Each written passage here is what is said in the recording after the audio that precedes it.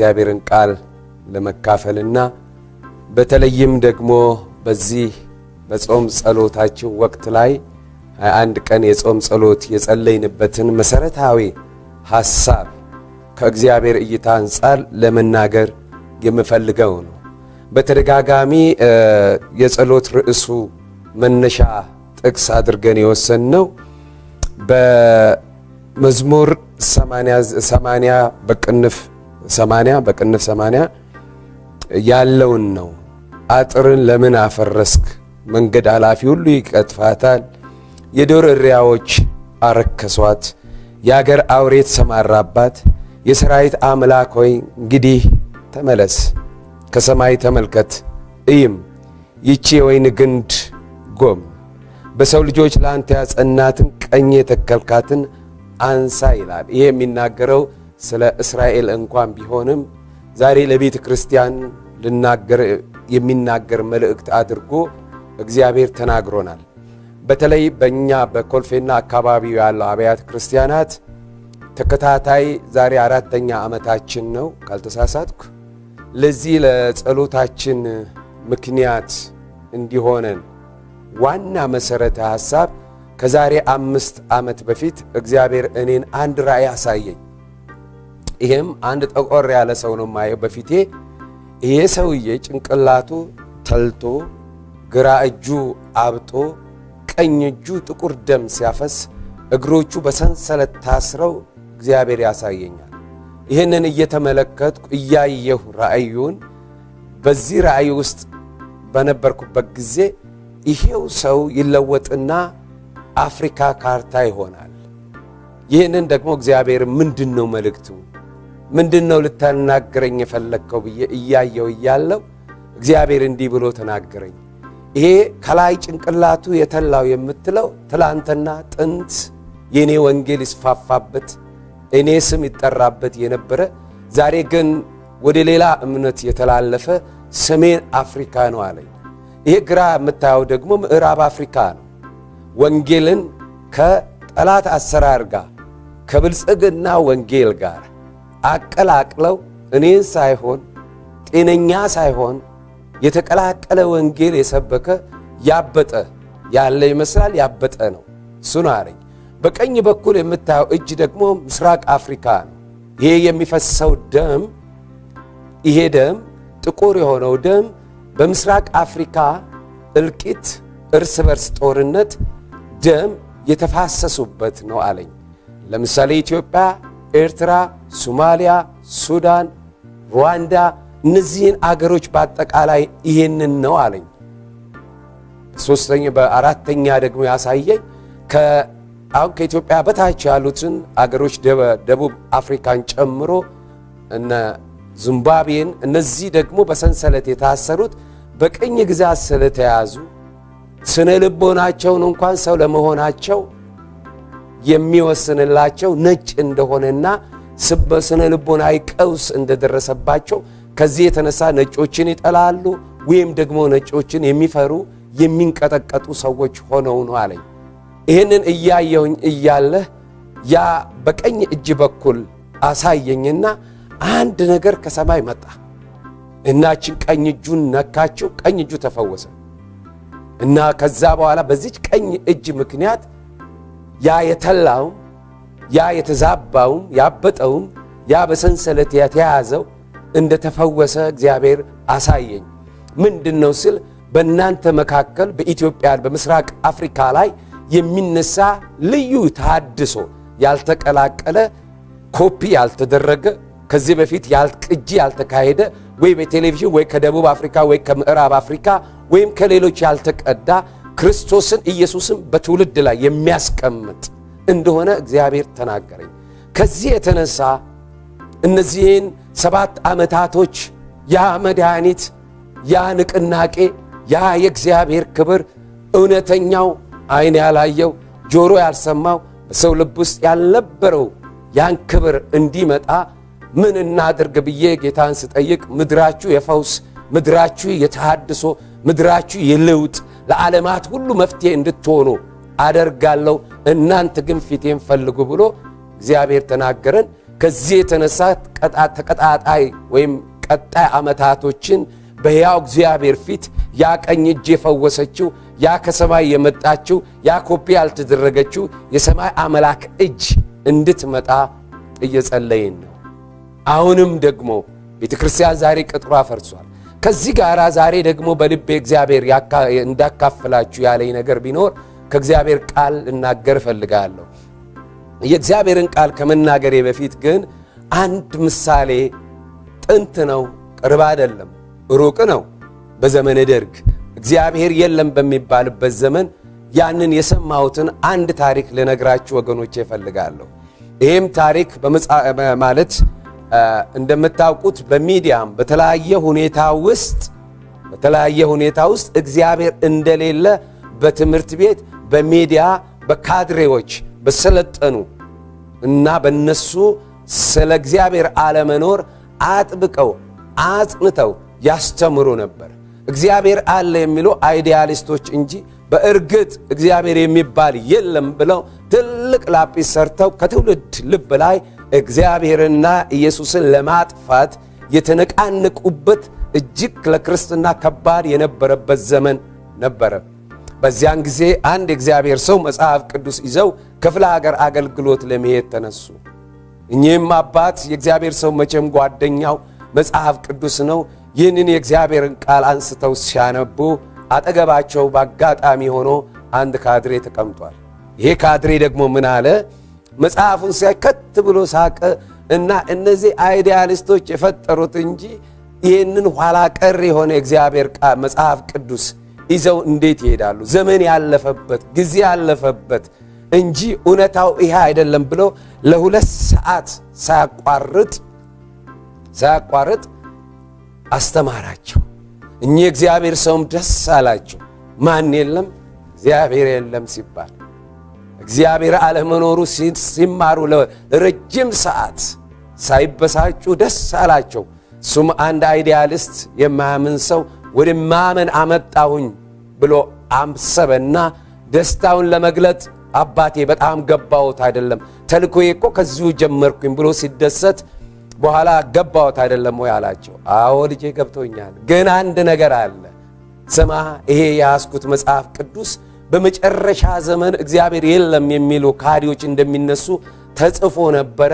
ዛሬ ግን አንተን አየው፣ መጽሐፉን ከትላንቱ ይልቅ ዛሬ አመንኩት ይላል አሉት።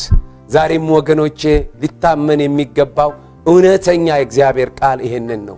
ይሄን ቃል ሳካፍል በእግዚአብሔር ፊት ጸልዬ እግዚአብሔር ያለኝን በምድራችን እየሆነ ስላለው እውነታ እግዚአብሔር የገለጠልኝን ማንንም ለመጉዳት ሳይሆን እሱን ላካፍላችሁ እግዚአብሔር በልቤ አምጥቷል። ይሄም መጽሐፍ ቅዱሳችን በተመልካቾቼ እና ወገኖቼ፣ እናት ወንድሞቼ፣ አባቶቼ በዚህ ሰዓት ይህንን የምትመለከቱ ዛሬ እናንተ ቀን እንደሆነ ልነግራችሁ ፈልጋለሁ። እቺ ምሽት እንዲሁ አትነጋም። እግዚአብሔር ግን በዚህ በቃሉ በኩል አንድ አስገራሚ ነገር እንደሚያደርግ እግዚአብሔር ተናግሮኝ ነው። በነገራችን ላይ እኔ ወደ ሚዲያ መውጣት አልፈልግም። እግዚአብሔር እንደ ሚክያስ 400ዎቹ ሲስማሙ እና የተለየ ነገር ደግሞ ሲናገረኝ በግድ ወደዚህ መጥቻለሁ። እግዚአብሔርን ያለኝን ያለ ፍርሃት ላካፈላችሁ ፈልጋለሁ። መጽሐፍ ቅዱስ የያዛችሁ የሕይወታችን መሰረት የሆነውን መጽሐፍ ቅዱስን ከኔ ጋር እንድታነቡ ፈልጋለሁ። ይህ መጽሐፍ ቅዱስ ያለው በአንደኛ ሳሙኤል ወይም ቀዳማዊ ሳሙኤል ምዕራፍ 2 ላይ ያለውን አነባዋለሁ። እንዲህ ይላል። ይህ መዝሙር የሐና መዝሙር ነው። ሐናም ስትጸልይ እንዲህ አለች፣ ልቤ በእግዚአብሔር ጸና፣ ቀንዴም በእግዚአብሔር ከፍ ከፍ አለ።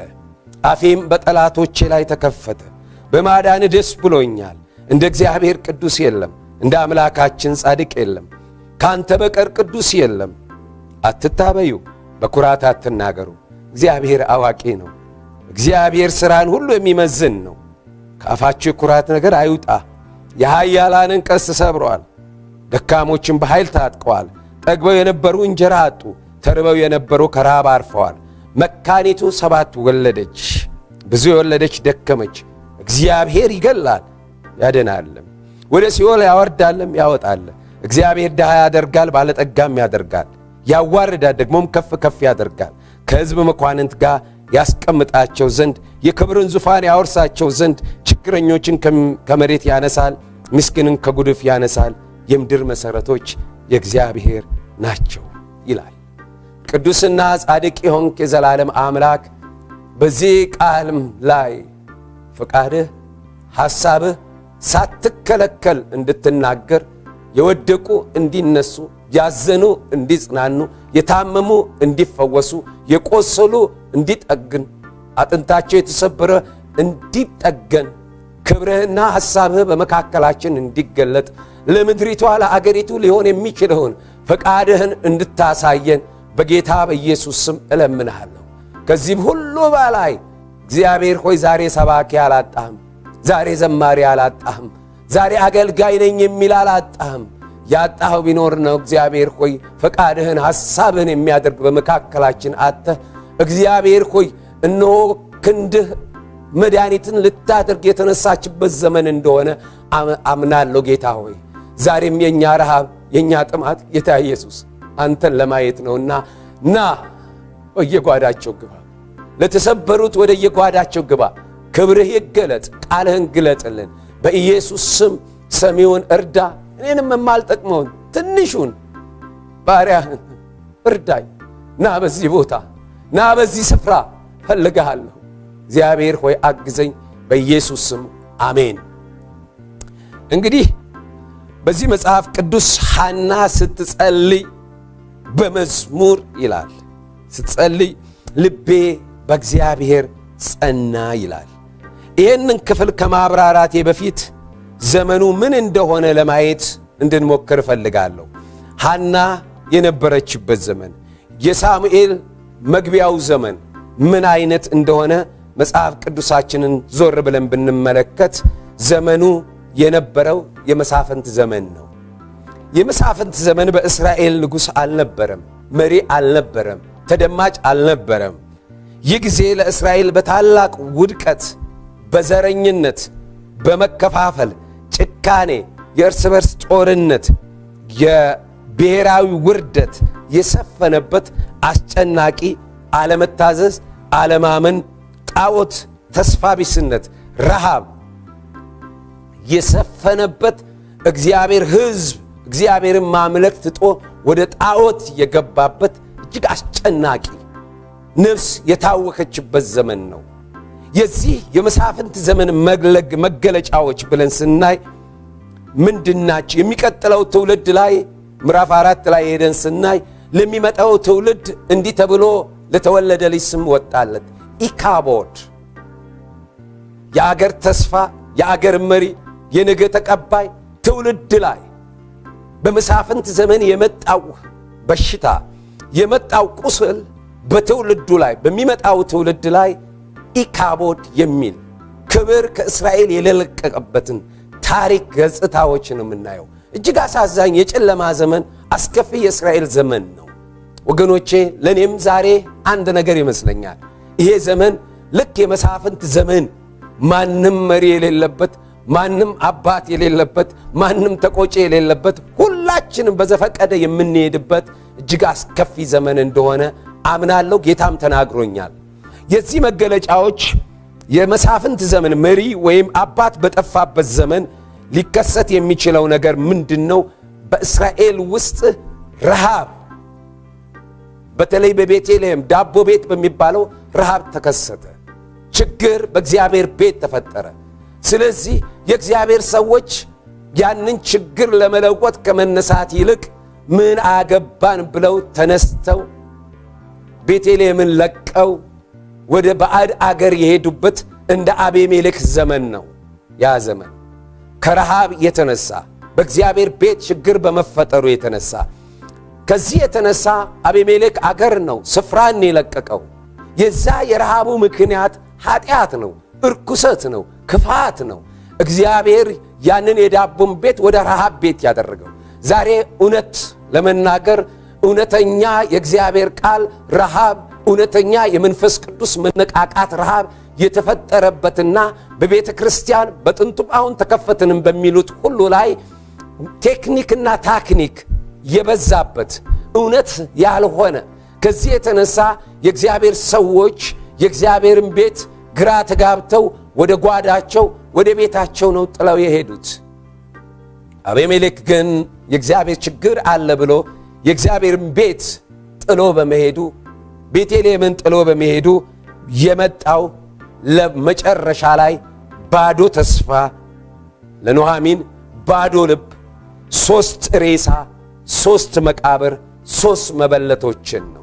ወገኖቼ ችግሮች ሲፈጠሩ የእግዚአብሔርን ቤት ትተን ወደ ጓዳ መግባት ሳይሆን በእግዚአብሔር ቤት ሆነን ለለውጡ ምክንያት መሆን ይገባናል።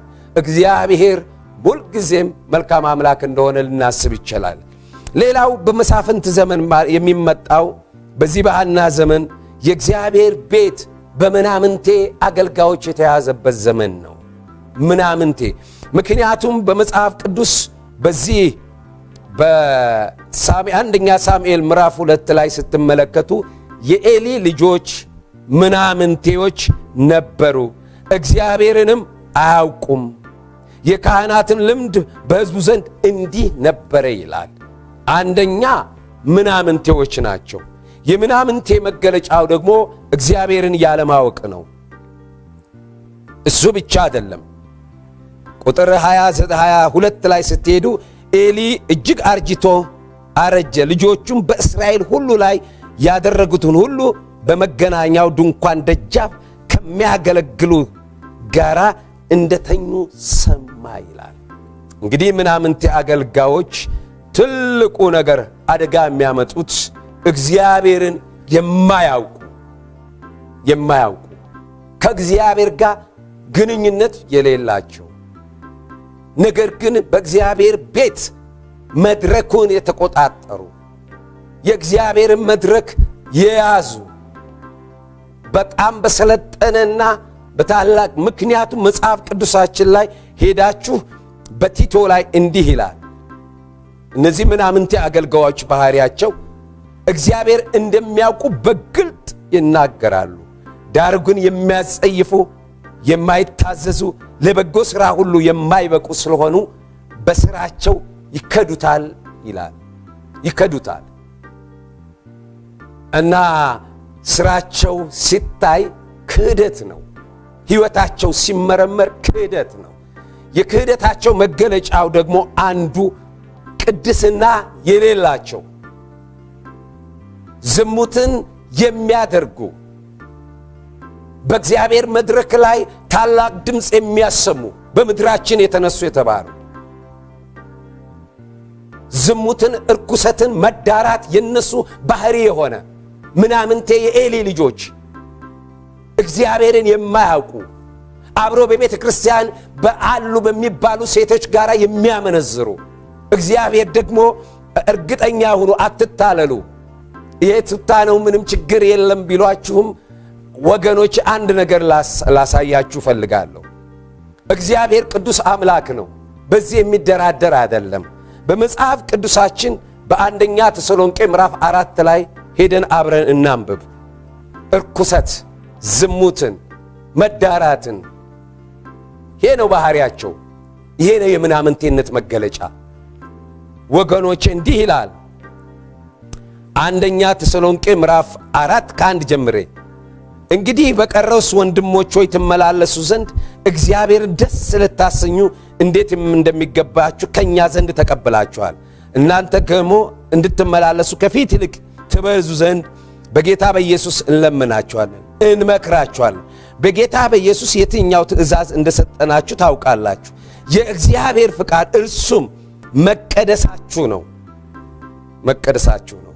ከዝሙት እንድትርቁ እግዚአብሔርን እንደማያውቁ አሕዛብ በፍትወት ምኞት አይደለም እንጂ ከናንተ እያንዳንዱ የራሱን ዕቃ በቅድስና በክብር ያገኝ ዘንድ እንዲያውቅ አስቀድመን ደግሞ እንደነገርናችሁ እንደመሰከርናችሁ ጌታ ለዚህ ነገር ሁሉ ይላል የሚበቀል ነውና ይላል። እግዚአብሔር ይበቀላል። እንዲህ አይቀጥልም። የእግዚአብሔር ቅዱስ መድረክ እንዲህ ረክሶ በምድራችን አይቀጥልም። እርግጠኛ ሁኑ።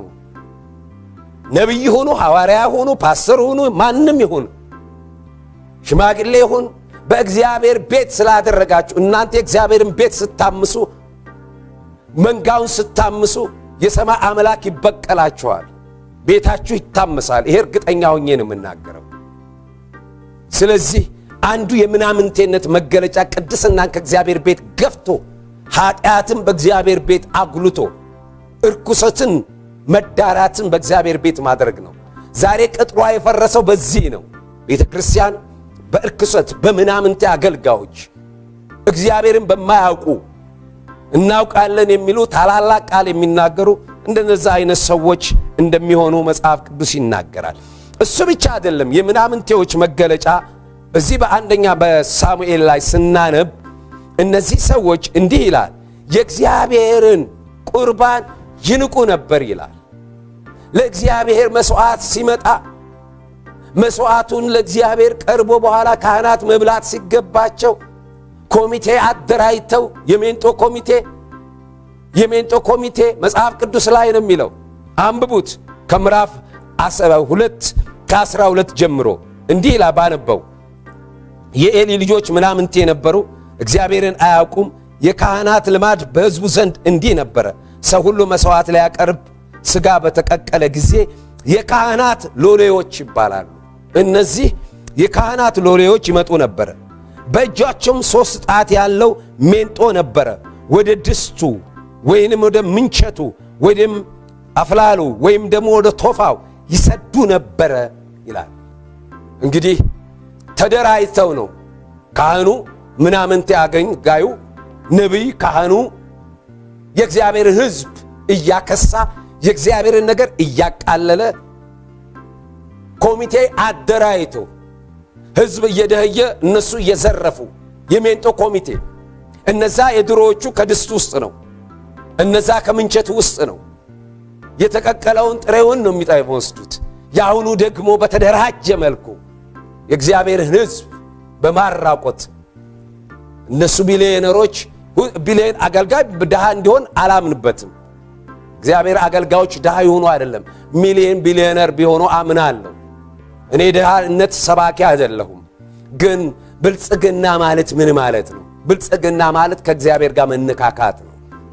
ብልጽግና ማለት የእግዚአብሔር ክብር ለትውልድ ማምጣት ነው። እነዚህ ምናምንቴዎች ግን ተደራጅተዋል በኮሚቴ።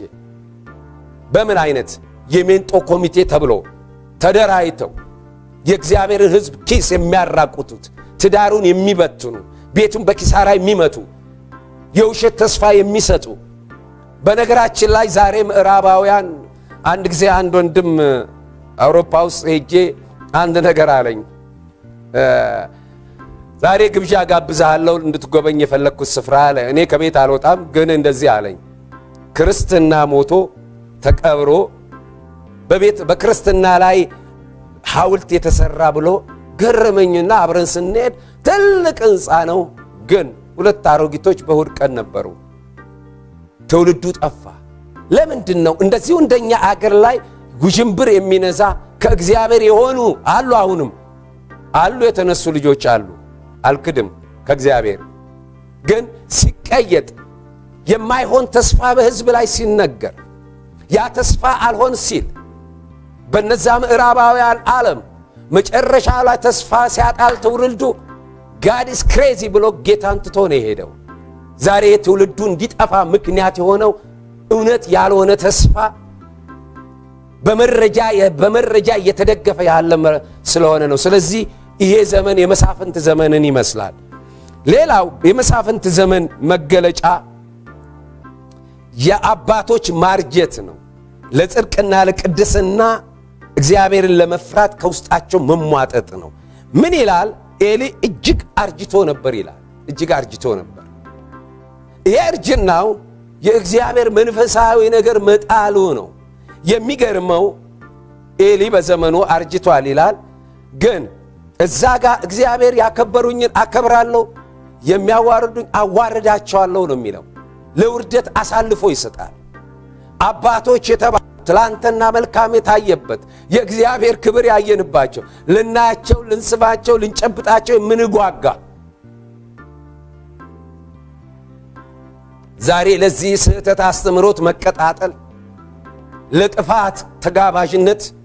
ምክንያቱም ምንድነው የሚለው እዚሁ መጽሐፍ ላይ ስታነቡት ልትወፍሩ ስለምን ቁርባኔን ናቃችሁ ይላል። ምክንያቱም እነዛ ምናምንቴ ልጆች የኤሊ ልጆች ያመጣሉ። እርሱ የሚፈለገው አንድ ቦታ እንዲቀመጥ ነው። በመቃኑ ወንበር ላይ ቁጭ ብሎ እሱ መኖሩን ትውልድ ስለሚያመጣላቸው ያንን አስቀምጠው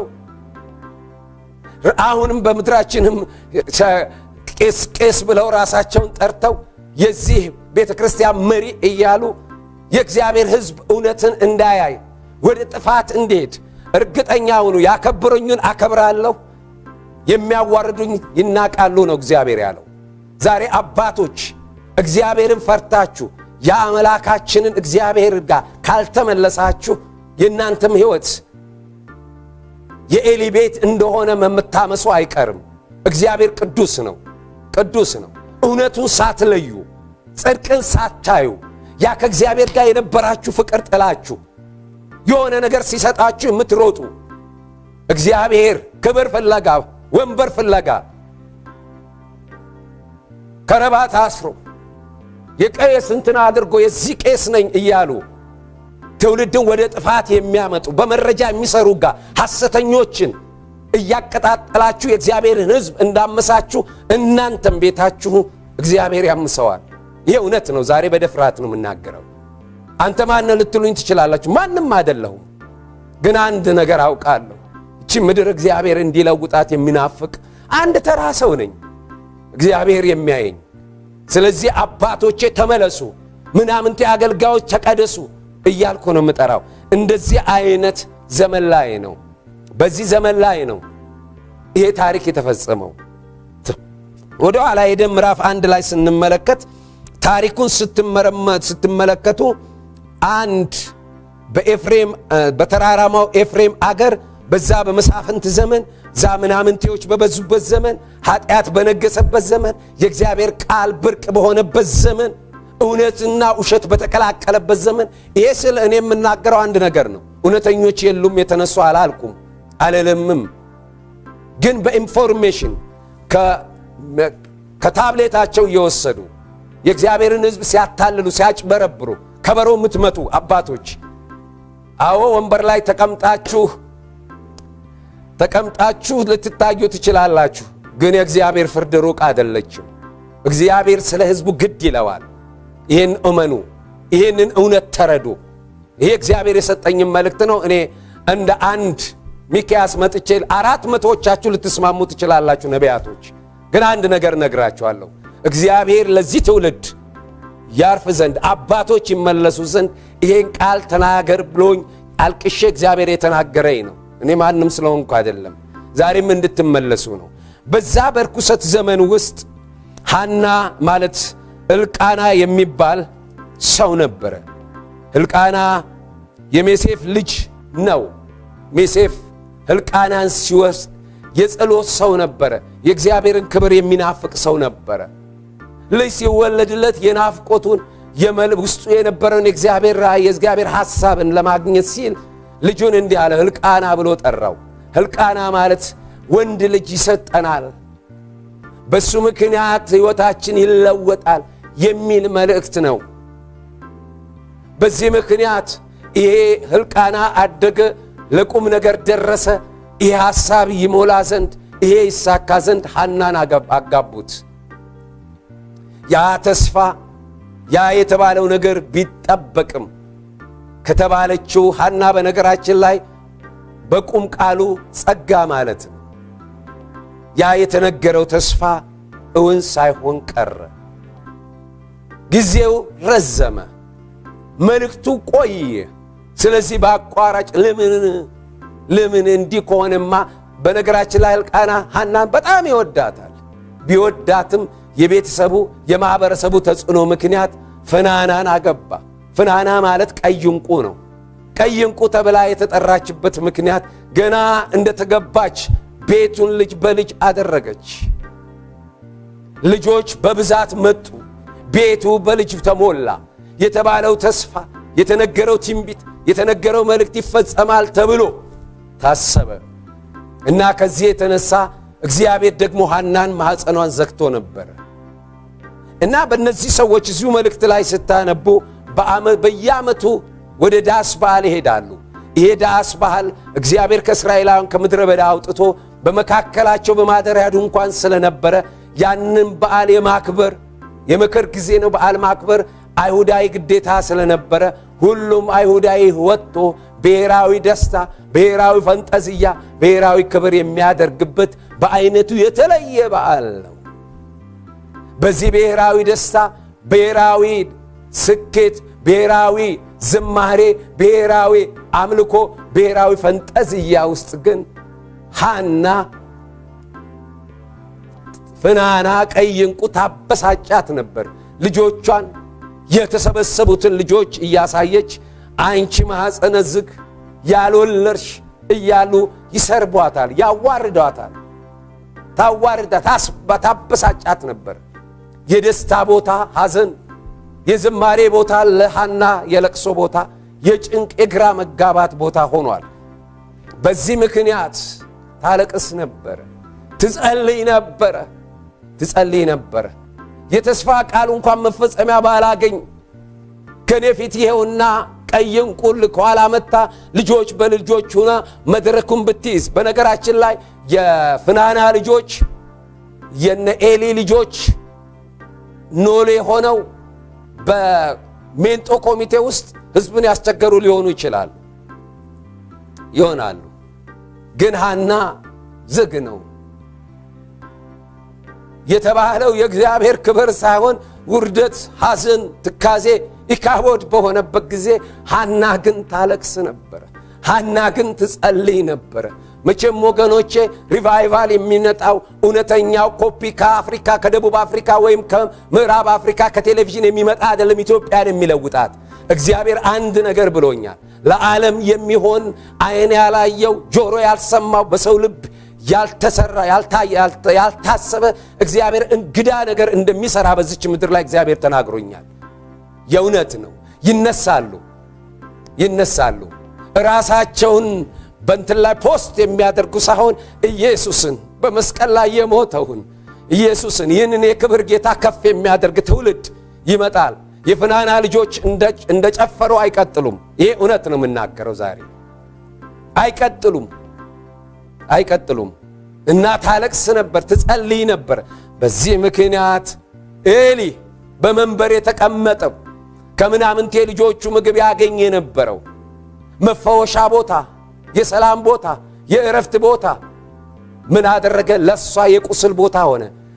ምን ነው ሰክረሻል? እስከ መቼ ነው መጠጥ? አዎ ሰክራለች። ስካሯ ግን መጠጥ እንደማንም ጠጥታ አይደለም። ችግር ነው፣ ስቃይ ነው፣ ጭንቀት ነው፣ መናቅ ነው፣ መዋረድ ነው፣ መገፋት ነው። እነሆ የእግዚአብሔር ባሪያ የእግዚአብሔር ሰው ሆይ እንደማንም ምናምንቴ አይደለሁ። ችግር መከራ ግራ አጋብቶኝ ነው ያላቋረጠ ጸሎት የምጸልየው የማነባው የማለቅሰው። ዛሬም በዚህ ቴሌቪዥን ውስጥ የምትመለከቱ ወንድሞቼ እህቶቼ፣ የምታለቅሱ የምታነቡ፣ ቤተሰብ እንኳን ያልተረዳችሁ፣ ቤተሰብ እንኳን ያልገባው፣ በጭንቅ በነፍስ ውጪና ግቢ ውስጥ ያላችሁ አንድ ነገር እነግራችኋለሁ። እቺ ምሽት የእናንተ ናት። እግዚአብሔር አዲስ ነገር እንደሚያደርግ አምናለሁ። የሚጸልዩትን የሚያነቡትን በፊቱ የሚሆኑትን የማይጥል እውነተኛ አምላክ አለ። ተቀድማችሁ ይሆናል፣ ተንቃችሁ ይሆናል፣ ሌሎች ተሳክቶላችሁ ይሆናል። የእናንተ ዓመት አልፎ ዓመት ሲተካ ነገሮች እየተባባሱ ሄደዋል። ግን አንድ ነገር እግዚአብሔር ፊት በምትጸልዩበት ጸሎት፣ እግዚአብሔር ፊት በምታነቡበት እንባ አምላኬ አይጥላችሁም። ዛሬ እንዳውም የእናንተ ቀጠሮ ነው። ጌታ መንፈስ ይናገረኛል። ህመምሽ ሊወገድ፣ ስድብሽ ሊወገድ፣ ውርደትሽ ሊወገድ። የኔ እህት የኔ ወንድም ዛሬ እናንተ ቀን ነው። ክብር ለእግዚአብሔር ይሁን፣ ክብር ለአምላኬ ይሁን። ይሄ እውነት ነው የምናገረው። እና ሐና አለቀሰች። በመጨረሻም ደግሞ እንዲህ ሆነ። ኤሊ አንድ ነገር አላት። ጸሎትሽን ይስማ አላት። ያን ሲላት ወዲያው አመነች። ፊቷን መጥቆ አልጠቆረም፣ አላዘነችም፣ በደስታ ተሞላች። የሚታይ ልጅ የለም፣ የተሰጠ ነገር የለም፣ ግን ቃል ገብቷል። ግን ከሰማይ ቃል መጥቷል። ዛሬም እነግራችኋለሁ ቃል ክብር ለእግዚአብሔር ይሁን፣ ክብር ለመድኃኒቴ ይሁን። ቃል መጥቶልሻል። አላዘነችም። ከዚህ ወዲህ ሐዘን የለም። ከዚህ ወዲህ ለቅሶ የለም። ከዚህ ወዲህ መገፋት የለም። ከዚህ ወዲህ መናቅ የለም። ከዚህ ወዲህ ግራ መጋባት የለም። ጸሎትን የሚሰማ አምላክ ከሰማይ ድምፅ አምጥቷል። እንደተባለው በላች፣ ጠጣች፣ ደስ አለች፣ አመነች፣ ሄደች። እግዚአብሔር ደግሞ እንደተነገረው ወንድ ልጅ ሰጣት። ይሄ ወንድ ልጅ ስሙን ከእግዚአብሔር ስለተሰማ ስትል እግዚአብሔር ይሰማል። ዛሬም ይሰማል። እግዚአብሔር ይሰማል ወገኖቼ፣ ይሰማሻል። ሌሎች የተሳካላቸው ቢመስልሽም ብቻሽም ብትኖሪም ብቻህንም ብትሆን አንድ ነገር እነግርሃለሁ፣ ጊዜ አለው እግዚአብሔር። ያ ጊዜ ደግሞ ዛሬ ነው። ለእግዚአብሔር ሁሉ ይቻላልና ክብር ለእግዚአብሔር ይሁን፣ ክብር ለአምላኬ ይሁን፣ ክብር ለአምላኬ ይሁን። ለምድራችን ጊዜ አለው። ኮፒ ያልሆነ በነገራችን ላይ እኔ ጥያቄ የለኝም በኮፒም ከተሳካ ምንም ችግር የለም። ግን ኮፒ እግዚአብሔር ያቀደውን እቅድ እንዳይፈጸም እንቅፋት ነው የሚሆነው። እግዚአብሔር ፓርታይም አልፈጠራንም። እግዚአብሔር ለዚች ምድር ደጋግሞ ተናግሯል። ለአፍሪካ መድኃኒት ትሆናላችሁ ብሏል።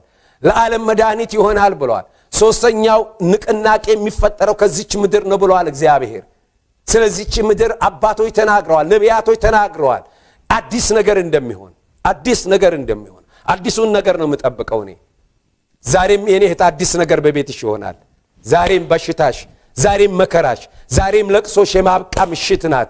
ሌላም ቦታ በሩቅም ሀገር ያላችሁ ማብቂያው እቺ ቀናት። በያው እግዚአብሔር ፊት እናገራለሁ። ክብር ለመድኃኒቴ ይሁን። ስለዚህም እቺ ሴት አንድ ነገር ነው ደስ አላት፣ ሳሙኤልን ሰጣት። ዋው የኔ አባት ሰማ። የሚሰማ አምላክ ሰማሽ። ጩኸትህን አየ። ስሙ ለዘላለም የተባረከ ይሁን። ሰማ። እቺ ሴት እወቁ፣ የእግዚአብሔር ቃል ብርቅ በነበረበት ጊዜ ነው። ይቺ ሴት ግን አገኘሁ። እነሆ ልቧ እግዚአብሔር በሰጣት በሳሙኤል ላይ አይደለም። ዛሬ ብዙዎቻችሁ የምንጎዳው ትልቅ ነገር ልንገራችሁ። እሷ ግን ሳሙኤልን አቀፈችውና አስቀመጠችውና እነሆ ስጦታውን ሳይሆን ሰጪውን እግዚአብሔርን ልቤ በእግዚአብሔር ጸና አለች። ልቤ በእግዚአብሔር ጸና። በስጦታው ላይ አይደለም፣ በሚያልፈው ጊዜያዊ ነገር ላይ አይደለም፣ በሰጪው በእግዚአብሔር ልቧን አጸናችሁ። ልብ ጽናት ወገኖቼ፣ ልባችሁን በምንም ላይ አታድርጉ። ለምሳሌ መድኃኒት ሲሰጠን ሐኪሞች እንደዚህ ይሄ መድኃኒት ምን ጋር አስቀምጡት፣ ልጆች በማይደርሱ ቦታ በጥንቃቄ ይቀመጥ ይላሉ። ስለዚህም በመጽሐፍ ቅዱስም እንደምናየው እዚህም ላይ እንደምናየው አንድ ነገር ላስገነዝባችሁ ነው። ያለ ቦታ ብታስቀምጡ ልጆች አገኝተው ይበሉታል፣ እነሱም ተጎርተው ለእናንተም መድኃኒትነቱ ይቀራል። ስለዚህ ልጆች በማይደርሱበት ነው። አጥብቀ ልብህን ጠብቅ ነው የሚለው። የህይወት መውጫው እሱ ነው፣ የህይወት መግቢያም እሱ ነው። የሰው ልብ ማለት የሰው ማዕከላዊው ነው፣ የሰው ፍቃዱ ነው፣ የሰው መሰረታዊ ማንነቱ ነው።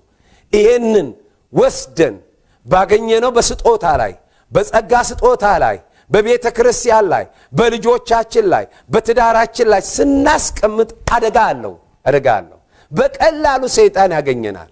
በሰይጣን ያንን ነገር ነካክቶ ያበላሻል። ልቡን ግን በእግዚአብሔር ላይ ያስቀመጠ ፈጽሞ ሰይጣን በማይደርስበት ልባችሁን ስታስቀምጡ እቺ እንዲህ ነው ያለችው። ዛሬም አንድ ዝማሬ ልዘምሩ ትችላላችሁ። እቺ ነው እነ ቀይቁ እንቆ እያሉ ጸጋ ያሸንፋል።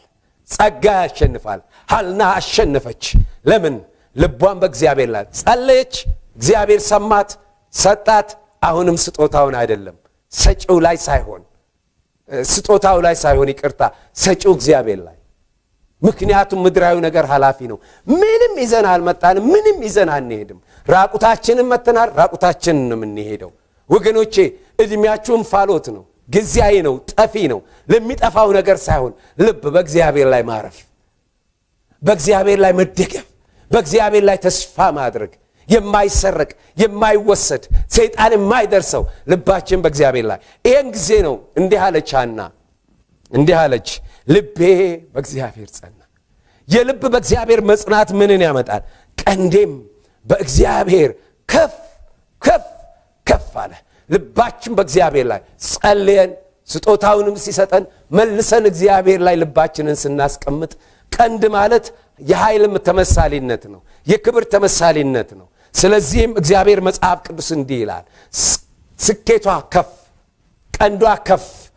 ዛሬም ነገራችሁ ከፍ፣ የወደቀው ይነሳል፣ የተናቀው ከፍ ይላል፣ የታመመ ይፈወሳል። በፍርድ ቤት ጉዳያችሁ ላይ ዛሬ ጣልቃ ይገባል። እግዚአብሔር እንደዚህ ማለት ትጀምራላችሁ። እቺ ምሽት የዝማሪያችሁ ምሽት ነው። ጠላታችሁ ያለቅሳል፣ እናንተ ትስቃላችሁ። ጠላታችሁ ይዋረዳል፣ እናንተ ከፍ ከፍ ትላላችሁ። ምን?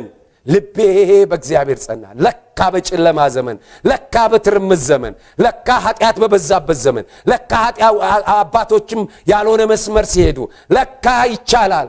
የእምነት ጀማሪና ፈጻሚ ክርስቶስን ተመልከቱት እንጂ ነቢይን ፓስተርን አይልም። ዛሬ ቤተ ክርስቲያን አንድ ነገር ይገባኛል። ቤተ ክርስቲያን የጌታ መሆኗ ቀርቶ የሰው ሆናለች፣ የድሮዎቹም የአዲሶቹም።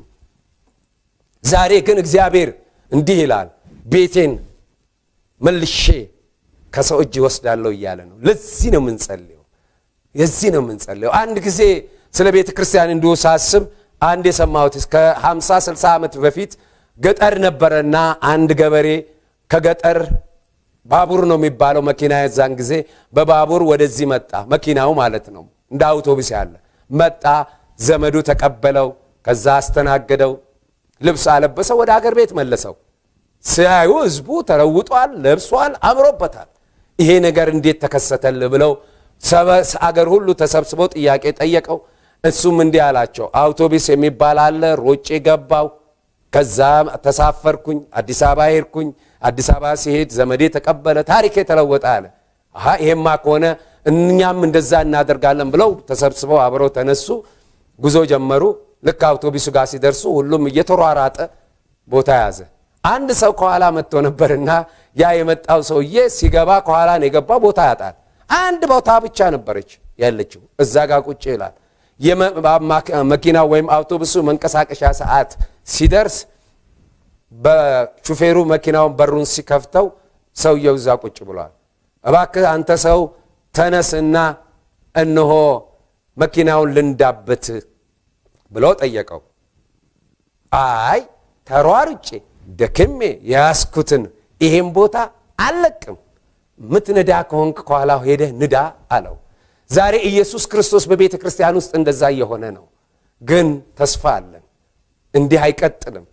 የሰው መሆኗ ቤተ ክርስቲያን ይቀራል፣ የፓስተር መሆኗ ይቀራል፣ የሽማግሌ መሆኗ ይቀራል፣ የነብይ መሆኗ ይቀራል። በመስቀል ላይ የሞተልን የኢየሱስ ብቻ የሚሆንበት ዘመን ሩቅ አይደለም። እግዚአብሔር ይሄን ታሪክ ያደርገዋል። ክብር ለእግዚአብሔር ይሁን። ምክንያቱም ሰው የሆነች ቤተ ክርስቲያን ልትሆን አይገባም። ዛሬ ግን ከእግዚአብሔር እጅ ጌታ ኢየሱስ ተገፍቶ ከደጅ ቆሞ እያንኳኳ ነው። ብንከፍትለት ዛሬም ይገባል። ክብር ለእግዚአብሔር ይሁን፣ ክብር ለእግዚአብሔር ይሁን። ስለዚህም ሐና እንዲህ አለች ሰጪው ላይ፣ ቀንዴ ከፍ ከፍ ከፍ አለ፣ አፌም በአደባባይ ላይ በተዋረደችበት በተናቀችበት አምላክሽ የት አለ በተባለችበት በሽተኛ ስም የውርደት ስም በታቀበችበት በተበሳጨችበት ለሰው ደስታ ሲሆን ለሷ ሐዘን በሆነበት ስፍራ ላይ እንዲህ አለች፣ ልቤ በእግዚአብሔር ጸና፣ ቀንዴም ከፍ ከፍ ከፍ አለ። ዛሬም እግዚአብሔር ቀንዳችሁን ከፍ ያደርገዋል፣ ታሪካችሁን ይለውጠዋል። ክብር ለእግዚአብሔር። እንዲህ አለች፣ ቀንዴ አፌም በጠላቶቼ ላይ ተከፈተ። ዋው! በማዳን ደስ ብሎኛል። እንደ እግዚአብሔር ያለ ቅዱስ የለም። ወገኖቼ ምሽት አንድ ነገር ልነግራችሁ መጥቻለሁ። እግዚአብሔር ለምድራችን ዓይን ያላየውን ጆሮ ያልሰማውን ምናምንቴ የኤሊ ልጆች ምናምንቴ የቀይ ዕንቁ ልጆች ምድሪቷንም ያዙ ብንልም እግዚአብሔር ሰው አለው። እግዚአብሔር ይሄንን ሳታይ አትሄድም አታልፍም ነው ያለኝ። እንደኔ አይነት አገልጋዮች አይደለም፣ እጥፍ ድርብ የሆኑ ግን ክርስቶስን በልበት ትውልድ ላይ ፖስት የሚያደርጉ ለራሳቸው ሆድ ሳይሆን ለሕዝብ፣ ለአገር፣ ለትውልድ የለውጥ ምክንያት የሚሆኑ ዓለማትን የሚነቀንቁ ያልተለመደ ነገር የሚሰሩ እግዚአብሔር ትውልድ ያስነሳል። ክብር ለእግዚአብሔር ይሁን። ስለ ቤተ ክርስቲያን ስለ ግላችሁ ነግራችኋለሁ። ዛሬ ጠላታችሁ አፉን ይዘጋል። ዛሬ ቀንዳችሁ ይነሳል። ዛሬ የተዘጋው በር ይከፈታል። ዛሬ በሽታችሁ ካንሰር ይሁን HIV ይሁን ቫይረስ የትኛውም ቫይረስ ባክቴሪያ ይሁን ሽባነት ቢሆን ዛሬ የምታዩን በዚህ ሰዓት የኔ ላንቺ ነው ላንተ ነው። ታስረህ አልጋ ላይ ነህ። በመከራው በጭንቀት ላይ ነው። እናቶች የምታለቅሱ ጠላት ልጆቻችሁን የወሰደ ዛሬ እናንተ ቀናት እግዚአብሔር ያስመልሳል። ምርኮ ፈጠነ ብዝበዛ ቸኮለ የሚባልበት ቀን ነው። እግዚአብሔር ክብሩን ይገልጣል። ክብር ለእግዚአብሔር ይሁን። አሁንም እግዚአብሔር በወደቅሽበት ቦታ ሊያነሳሽ ዘመን ያለቀ እያምባ እንጀራሽ የሆነ አምላክሽ የታለ ተባለ። ዛሬ ይሄው የሰማይ አምላክ እጁን ዘርግቷል። ይሄው የሰማይ አምላክ ታሪክ ለውጧል። ይሄው የሰማይ አምላክ በጠላትሽ ላይ አፍሽን የእኖ ከፍ አድርገሽ ትከፍቻለሽ። አፌም በጠላቴ ላይ ተከፈተ። ጠላት በእፍረት የሚመታበት በሽታ በእፍረት የሚመታበት ጠላት በውርደት የሚመታበት ያንቺ ቀንድ የልጆችሽ ቀንድ የትዳር ቀንድ የሥራ ቀንድ የቤተ ክርስቲያን ቀንድ ከፍ ከፍ ከፍ የሚልበት ምናምንቴ ዝቅ ዝቅ የሚልበት እግዚአብሔር ይሄንን ያደርጋል። ክብር ለእግዚአብሔር ይሁን። ዛሬም አሁንም በየትኛውም ህመም ላይ ያላችሁ አምላኬ በዚህ ሰዓት ይፈውሳችኋል። እንደ ሐና ልባችሁ ግን በፍጹም ምድራዊ ነገር ላይ ምን ይዤ መጥቻለሁ? እስቲ አስቡት። ልቤ በልጆቼ ላይ አይደለም፣ ፈጽሞ በአገልግሎቴ ላይ አይደለም። አንድም ቀን ያው እግዚአብሔርን ነው አገልግሎቴ ብዬ አላውቅም። ይሄንን አድርግ ብዬ አላውቅም። እግዚአብሔርን አንተኑ ነው።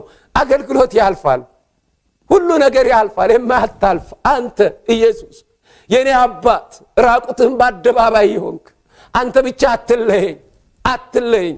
ወገኖቼ የህዝብ ብዛት አይደለም ቁም ነገር። እስቲ አንድ ጥያቄ ልጠይቃችሁ። ትልቅ ቤተክርስቲያን በአገራችን የቷ ናት? ለራሳችሁ መልስ ልትሰጡ ትችላላችሁ። ለኔ ትልቅ ቸርች እግዚአብሔር ያለበት ነው። የእግዚአብሔር ጠረን፣ የእግዚአብሔር ሽታ፣ የእግዚአብሔር ህልውና። ጭፈራ አላልኩም፣ እርኩሰት አላልኩም። እግዚአብሔር የሚገኝበት ኢየሱስ ጠረን አለው፣ ሽታ አለው፣ ክብር አለው። ያ ክብር ወደ ቤትሽ ይመጣል። ዛሬ ያ ሽታ ወደ ቤትሽ ይመጣል። እኔ ከመጽሐፍ ቅዱስም በጣም ነው የምወደው፣ ግን አንድ ነገር የሚለው አለ። እግዚአብሔር ስሙ የተባረከ ይሁን። መጽሐፍ ቅዱስ በሁሉ የሚሰራ አንድ አባት። ስፔሻል ሰው የለንም፣ ስፔሻል አምላክ፣ ስፔሻል ጌታ፣ የተቀባ ሞትን ያሸነፈ ድል ያደረገ የናዝሬቱ ኢየሱስ እሱ ነው ታላቅ አምላክ። እሱ ነው በቤትሽ መንገስ ያለበት። እነሆ አማኑኤል ካንቺ ጋር እያለ ስለምን ትንከራተቻለሽ? አማኑኤል ማለት እግዚአብሔር ከኛ ጋር ነው። እግዚአብሔር በቤትሽ ነው። በጓዳሽ ጥያቄን ይፈታል። ይሄ ማለት ጸጋን አትካፈሉ ማለት አይደለም። ግን ሰውን አምላኬ ሰውን ተከታይ አትሁኑ፣ እግዚአብሔርን ተከተሉ። የእምነታችን ጀማሪ ፈጻሚ ኢየሱስ የሞተ አባት አይደለም፣ የሞተልን ሽማግሌዎች አይደሉም፣ ቄሶች አይደሉም። እርግጠኛውን የሞተ እውነተኛ የሞትን ያሸነፈ የተነሳ ኢየሱስ እሱን ተከተሉ። ከጥፋት ትድናላችሁ፣ ከሐሰት አሰራር ትድናላችሁ፣ ከዘላለም ሞት ትድናላችሁ፣ ከምናምንቴ አገልጋዮች ትድናላችሁ።